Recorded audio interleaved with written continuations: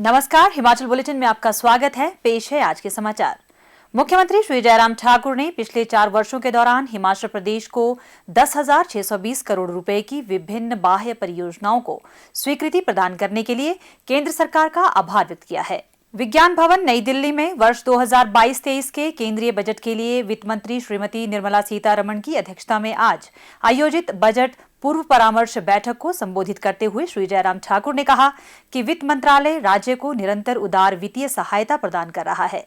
उन्होंने कहा कि इस वित्तीय वर्ष में राज्य में आधारभूत संरचना के विकास के लिए 400 करोड़ रुपए का ब्याज मुक्त ऋण स्वीकृत किया गया है। उन्होंने कहा कि विशेष सहायता के रूप में 600 करोड़ रुपए की अतिरिक्त राशि प्रदान की जाए। सेब पर आयात शुल्क का मुद्दा उठाते हुए श्री जयराम ठाकुर ने इसे 50% से बढ़ाकर 100% करने पर बल दिया ताकि हिमाचली सेब और इसके माध्यम से जीविकोपार्जन कर रहे 2.5 लाख परिवारों के हितों को सुरक्षित रखा जा सके। उन्होंने कहा कि सेब प्रदेश की मुख्य बागवानी फसल है और यह राज्य की एक बड़ी आबादी के जीविकोपार्जन का प्राथमिक स्रोत है, लेकिन राष्ट्रीय बाजार में आयातित सेब भारी मात्रा में पहुंचने से हिमाचल के सेब के मूल्य में तेजी से गिरावट आई है, जिससे राज्य के बागवानों को राजस्व का घाटा हो रहा है। ऐसे में आयात शुल्क में बढ़ोतरी करने के साथ ही सेब को ओपन जनरल लाइसेंस की फल एवं अन्य माल सूची से बाहर रखा जाए। मुख्यमंत्री ने कहा कि भारतीय विमानपत्तन प्राधिकरण ने मंडी जिला में चिन्हित भूमि को ग्रीनफील्ड हवाई अड्डे के निर्माण के लिए उपयुक्त पाया है और इसके लिए अंतिम तकनीकी सहमति भी प्रदान कर दी है। उन्होंने इस परियोजना को आगामी केंद्रीय बजट में शामिल करने का आग्रह किया।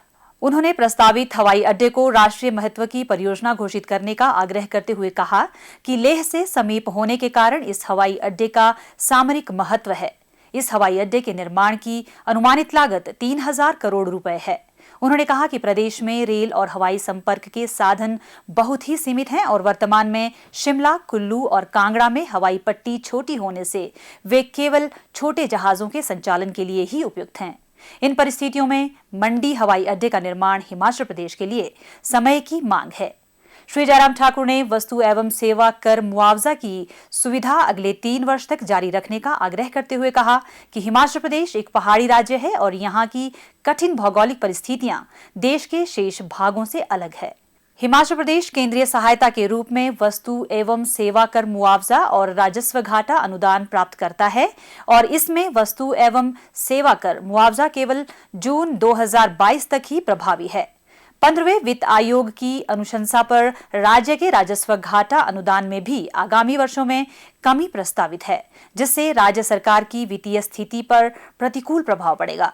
उन्होंने वस्तु एवं सेवा कर मुआवजा सुविधा जारी रखने का आग्रह किया। मुख्यमंत्री ने हिमाचल प्रदेश के आर्थिक विकास को गति प्रदान करने के लिए औद्योगिक विकास योजना 2017 को अगले 5 वर्षों के लिए जारी रखने का भी आग्रह किया। उन्होंने कहा कि वैश्विक निवेश सम्मेलन 2019 के उपरांत कई औद्योगिक इकाइयों ने राज्य में अपने उद्योग स्थापित करने में रुचि दिखाई है। उन्होंने कहा कि वाणिज्य एवं उद्योग मंत्रालय द्वारा संचालित औद्योगिक विकास योजना केवल मार्च 2022 तक ही प्रभावी है और राज्य में औद्योगिक विकास को प्रोत्साहित करने के लिए इसे आगे बढ़ाया जाए। श्री जयराम ठाकुर ने केंद्रीय वित्त मंत्री से प्रधानमंत्री ग्राम सड़क योजना के अंतर्गत सड़कों और पुलों के रखरखाव और मुरम्मत के लिए विशेष अनुदान प्रदान करने का भी आग्रह किया।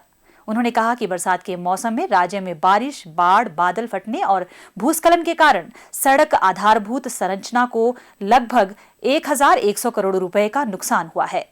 आपदा प्रबंधन के लिए एसडीआरएफ के अंतर्गत उपलब्ध करवाई गई सहायता को अपर्याप्त बताते हुए उन्होंने कहा कि यह निधि कोविड-19 महामारी से बचाव के लिए भी आवंटित की गई थी।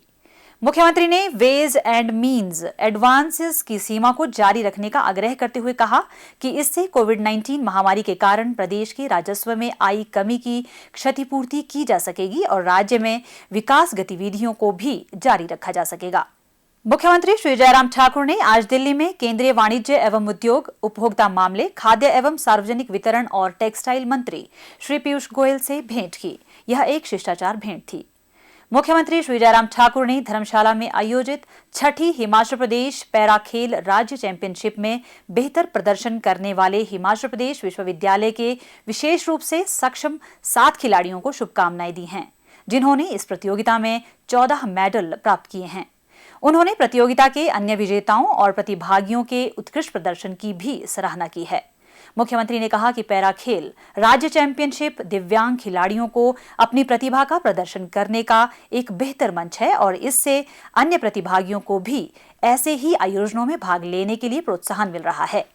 हिमाचल बुलेटिन देखने के लिए सब्सक्राइब करें YouTube channel IPR Himachal, follow करें ट्विटर @DPRHP, लाइक करें Facebook page information and public relations department Himachal Pradesh, visit करें वेबसाइट www.himachalpr.gov.in।